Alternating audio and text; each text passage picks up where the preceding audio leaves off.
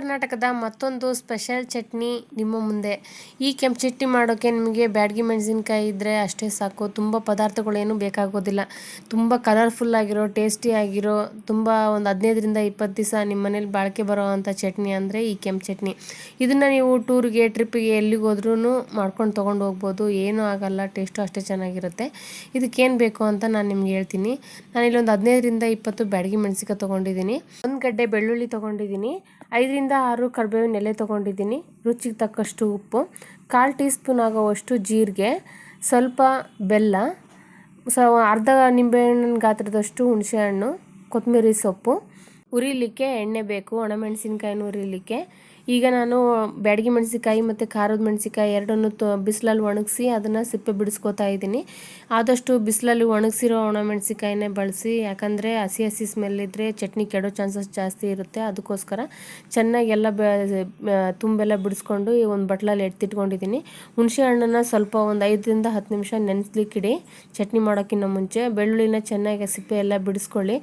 ಯಾಕೆ ಬಿಡಿಸ್ಬೇಕು, ಹಂಗೆ ಹಾಕ್ಬೋದಲ್ವ ಅಂತ ಅನ್ಕೋಬೋದು. ಆದರೆ ಅದನ್ನ ಚಟ್ನಿಗೆ ಹಂಗೆ ಬೆಳ್ಳುಳ್ಳಿ ಹಾಕಿಬಿಟ್ರೆ ಸೆದಕ್ಲು ಅಂತ ಅನಿಸುತ್ತೆ. ಅದಕ್ಕೋಸ್ಕರ ಈಗ ನಾನು ಸ್ಟವ್ ಮೇಲೆ ಬಾಣಲಿ ಇಟ್ಬಿಟ್ಟು ಬಾಣಲಿನ ಬಿಸಿ ಆಗೋಗ್ಬಿಟ್ಟಿದ್ದೆ. ಈಗ ಒಣಮೆಣ್ಸಿನ್ಕಾಯಿ ಹಾಕಿ ಸ್ವಲ್ಪ ಹೊತ್ತು ಹಾಗೆ ಕೈ ಆಡಿಸ್ತಾ ಇದ್ದೀನಿ.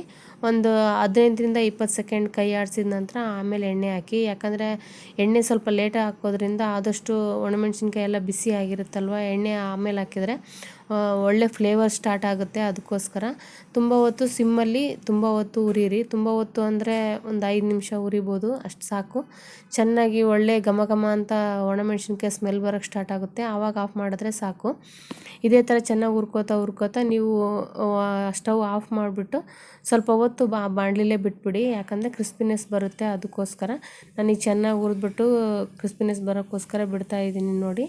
ಈಗ ನಾವು ಒಂದು ಮಿಕ್ಸಿ ಜಾರ್ ತೊಗೊಳ್ಳೋಣ. ಚಿಕ್ಕ ಜಾರೇ ತೊಗೊಳ್ಳಿ, ಯಾಕಂದರೆ ಚಿಕ್ಕ ಜಾರಲ್ಲಾದರೆ ಚಟ್ನಿ ಚೆನ್ನಾಗಾಗೋದು, ದೊಡ್ಡದ್ರಲ್ಲಿ ಬರಲ್ಲ. ಈಗ ನಾನು ಇದಕ್ಕೆ ಬೆಳ್ಳುಳ್ಳಿ, 1 ಗಡ್ಡೆ ಬೆಳ್ಳುಳ್ಳಿ ಸುಲ್ಕೊಂಡಿಟ್ಕೊಂಡಿದ್ದೆನಲ್ಲ, ಆ ಬೆಳ್ಳುಳ್ಳಿ ಹಾಕಿದ್ದೆ. ಜೊತೆಗೆ ಈಗ 1/4 ಟೀ ಸ್ಪೂನ್ ಆಗೋವಷ್ಟು ಜೀರಿಗೆ ಹಾಕ್ತಾಯಿದ್ದೀನಿ. ಒಂದು 5ರಿಂದ 6 ಕರಿಬೇವಿನ ಎಲೆ ಹಾಕ್ಕೊಳ್ಳಿ. ಜಾಸ್ತಿ ಹಾಕ್ಕೊಳಕ್ಕೆ ಹೋಗಬೇಡಿ, ಕಹಿ ಆಗುತ್ತೆ. ಈಗ ರುಚಿಗೆ ಎಷ್ಟು ಬೇಕೋ ಅಷ್ಟು ಉಪ್ಪು. ಸದ್ಯಕ್ಕೆ ನಾನೀಗ ಸ್ವಲ್ಪ ಹಾಕ್ತಾಯಿದ್ದೀನಿ. ಆಮೇಲೆ ರುಬ್ಬೋವಾಗ ಇನ್ನೂ ಬೇಕು ಅಂತ ಅನಿಸಿದ್ರೆ ಹೆಚ್ಚಿಗೆ ಹಾಕ್ಕೋತೀನಿ ನಾನು. ನೀವು ನಿಮ್ಮ ಟೇಸ್ಟಿನ ಪ್ರಕಾರ ಹೇಗೆ ಬೇಕೋ ಹಾಗೆ ಹಾಕ್ಕೋಬೋದು. ಈಗ ಬೆಲ್ಲ ಹಾಕ್ತಾಯಿದ್ದೀನಿ.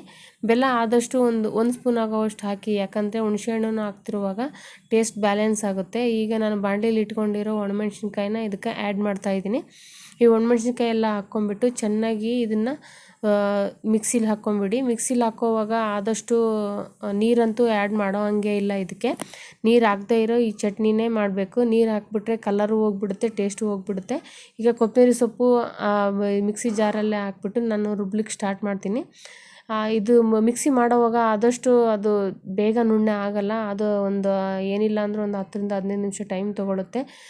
ನೋಡಿ ಪದೇ ಆವಾಗವಾಗ ನೋಡಿಕೊಂಡು ಮಿಕ್ಸಿ ಮಾಡ್ಕೋಬೇಕು. ಈಗ ನಾನು ಹುಣಸೆಹಣ್ಣು ನೆನೆಸಿಟ್ಟಿದ್ನಲ್ವ, ಅದರಲ್ಲಿ 1 ಟೀ ಸ್ಪೂನ್ ಆಗೋವಷ್ಟು ಹುಣಸೆಹಣ್ಣು ಹಾಕ್ತಾಯಿದ್ದೀನಿ.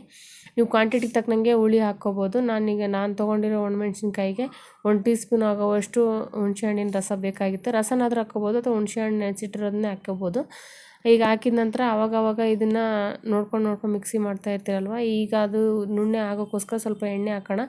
ನೀರು ಹಾಕಿದರೆ ಟೇಸ್ಟ್ ಹೋಗ್ಬಿಡುತ್ತೆ. ಅದಕ್ಕೋಸ್ಕರ ನಾನು ಎಣ್ಣೆ ಹಾಕ್ತಾಯಿದ್ದೀನಿ. ಒಂದು 2 ಟೀ ಸ್ಪೂನ್ ಎಣ್ಣೆ ಹಾಕಿ ಈಗ ಮಿಕ್ಸಿ ಮಾಡೋಕ್ಕೆ ಸ್ಟಾರ್ಟ್ ಮಾಡಿ. ತುಂಬ ಸಣ್ಣ ಆಗಬೇಕು, ಅಲ್ಲಿವರೆಗೂ ನೀವು ಮಿಕ್ಸಿ ಮಾಡ್ತಾನೆ ಇರಬೇಕು. ಆದಷ್ಟು ನೀವು ಆಫ್ ಮಾಡಿ ಆನ್ ಮಾಡಿ ಮಾಡಿದಾಗ ಚಟ್ನಿ ನುಣ್ಣಗಾಗುತ್ತೆ. ಈಗ ನೋಡಿ, ನಾನು ರೆಡಿ ಮಾಡಿರೋ ಕೆಂಪು ಚಟ್ನಿ ರೆಡಿಯಾಗಿದೆ. ಎಷ್ಟು ಕಲರ್ಫುಲ್ಲಾಗಿದೆ. ಇದನ್ನು ನಾವು ಟ್ರಿಪ್ಪಿಗೆ, ಟೂರ್ಗೆ ಎಲ್ಲಿಗೆ ಹೋದ್ರೂ ತೊಗೊಂಡೋದ್ರೂ ಏನೂ ಆಗೋದಿಲ್ಲ. ತುಂಬ ಚೆನ್ನಾಗಿರುತ್ತೆ. ಅನ್ನ, ರೊಟ್ಟಿ, ದೋಸೆ, ಚಪಾತಿ ಯಾವುದಕ್ಕೆ ಬೇಕಾದರೂ ತಿನ್ಕೋಬೋದು. ಉತ್ತರ ಕರ್ನಾಟಕದಲ್ಲಿ ಈ ಚಟ್ನಿ ಮಾತ್ರ ಯಾವಾಗಲೂ ಎಲ್ಲರ ಮನೆಯಲ್ಲೂ ರೆಡಿ ಇರುತ್ತೆ. ನಾನು ಲಾಸ್ಟ್ ವಿಡಿಯೋದಲ್ಲಿ ತೋರಿಸ್ದಂಗೆ ಹಸಿಮೆಣ್ಸಿನ್ಕಾಯಿ ಚಟ್ನಿ ಜೊತೆ ಇದನ್ನು ಕಂಪಲ್ಸರಿಯಾಗಿ ಮಾಡಿರ್ತಾರೆ. ಈ ಚಟ್ನಿ ರೆಸಿಪಿ ನಿಮಗೆ ಇಷ್ಟ ಆಗಿದ್ದರೆ ನಮ್ಮ ಚಾನಲ್ನ ಸಬ್ಸ್ಕ್ರೈಬ್ ಮಾಡ್ಕೊಳ್ಳಿ. ಬೆಲ್ ಐಕನ್ನ ಕ್ಲಿಕ್ ಮಾಡಿ, ಆಲ್ ಅನ್ ಬಟನ್ನ ಹೊಡೆದ್ರೆ ನಿಮಗೆ ಮೊದಲು ನೋಟಿಫಿಕೇಷನ್ ನಿಮಗೆ ಬರುತ್ತೆ. ಧನ್ಯವಾದಗಳು.